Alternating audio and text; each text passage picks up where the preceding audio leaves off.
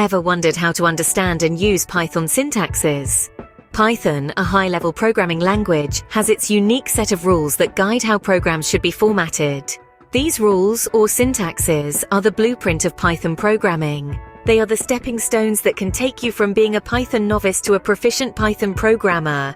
Grasping these rules is not just an option, it's a necessity. So, ready to delve into the world of Python syntaxes?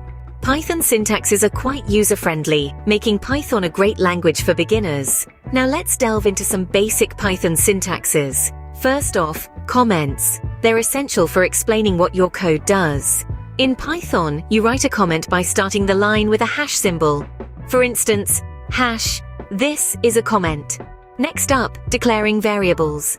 Python makes this easy. You just write the variable name followed by an equal sign and the value. For example, my variable equals sign 10 declares a variable named myVariable and assigns it the value of 10. Finally, let's discuss indentation.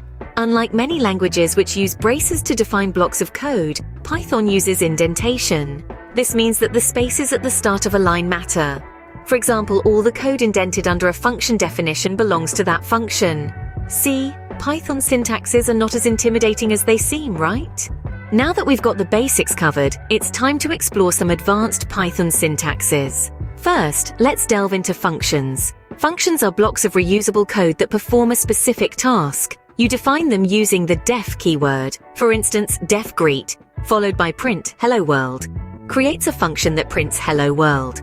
Next, we have conditionals and loops. Conditionals like if and else allow your code to make decisions. For example, if temperature 20, print it's warm. Loops like for and while let your code repeat tasks. A for loop could look like this: for I in range 5, print I. Lastly, let's look at exception handling. Python uses try and except blocks to catch and handle errors. An example might be try printx followed by except print an error occurred.